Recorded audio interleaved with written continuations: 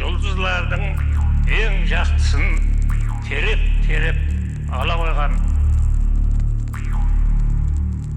Адамлардың ең жақсысы сол жақтыға ара қойған. Асқар таудай адамлықты, ағын судай қадалдықты, жомарттылықты, еренлікті көкірегіңе құя қойған. Сен туасаң ақылды да, шайырды да, батырды да, халық деп сенің атыңды да кім қойса да ама қойған.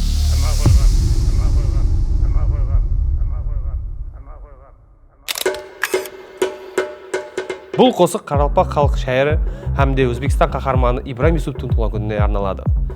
Қосықты 5 май күні барша платформаларда естіп көрсеңіз болады. Видеоға лайк басып, репост қылуды ұмытпаңыз.